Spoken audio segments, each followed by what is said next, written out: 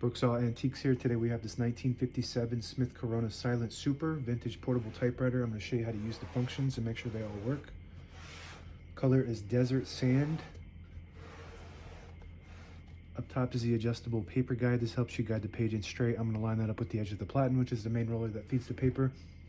And the margins are above that. And I'm going to set this one around 5 and this one around 70-ish.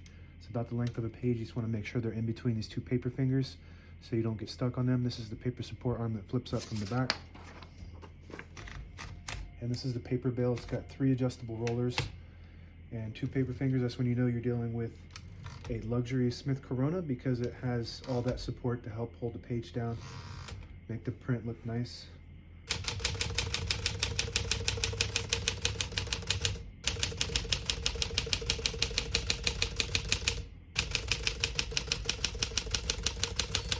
Once you hear the bell, you're at the end of the margin. You hit this line space, gets you back to the beginning, and skips 1, 2, or 3 spaces. Right now we have it on single, but if you want double, you just flip the switch back, it skips 2. One more, it skips 3. That works good. We're going to keep that on single and finish typing.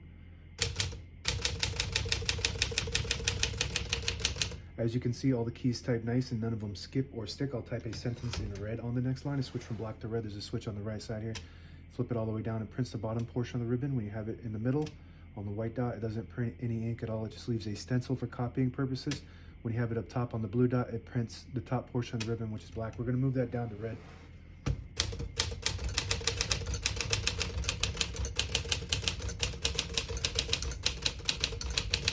Beautiful typing machine. This is in excellent condition, and I would say somewhere in the top 10, maybe top 5 best typewriters of all time, the Silent Super.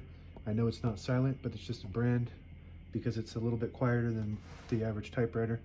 To pull the page out easy, there's a switch on the right side here. You flip it forward and it unlocks the rollers underneath the platen, allowing you to pull the page out easy or load thicker paper like carbon copy or cardstock. Make sure you flip that back before you load the next page, or else it won't load correctly. And there are various other styles or other, I would say, I guess, brands of the same exact shell. You have the Sterling, the Silent, and then the Super, and then the Silent Super is the biggest upgrade of this model. Shift on each side and a shift lock on the left. To clear that, hit the shift button again. Backspace on the top left works great. Tab on the right side. Right now we have tabs set on 10 space intervals. So I'm going to go through and clear all of those by hitting the tab and then hitting CL.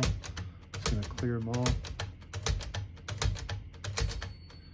Now we don't have any tabs set, but I always like to have one set in the middle somewhere, so that way when the tab button gets hit, it doesn't slam all the way to the end, causing wear and tear on your typewriter. So I'm going to set one right there and test that. Works good. And you can set as many tabs as you want on this model. Right below that is MR. It stands for margin release. When you get to the end of the margin, it blocks you from printing. If you hit that MR button, it'll allow you to go all the way to the end or until you get stuck on that paper finger. And we're going to move the color back to black.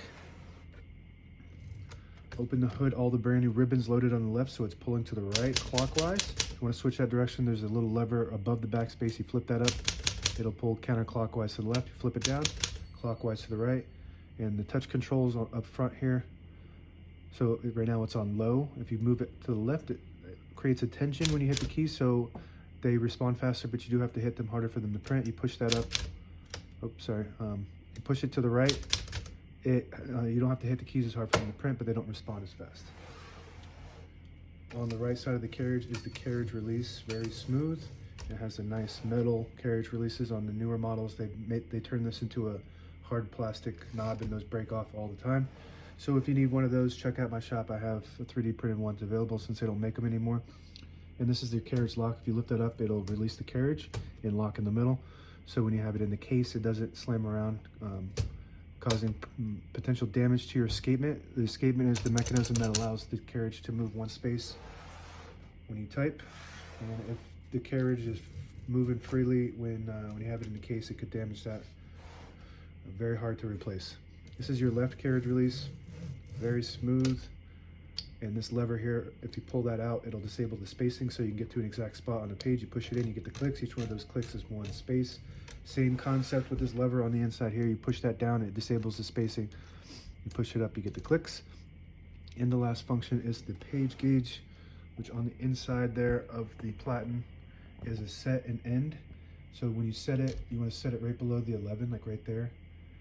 You load your page right when you have it set on there, and then on the left end side, it'll tell you when you're getting close to the end of the page by inches. That's 2 inches left, and then you keep going, and that's 1 inch, and then you're at the end of the page. And that's it. Now available on eBay or Etsy. Search Brooksaw Antiques.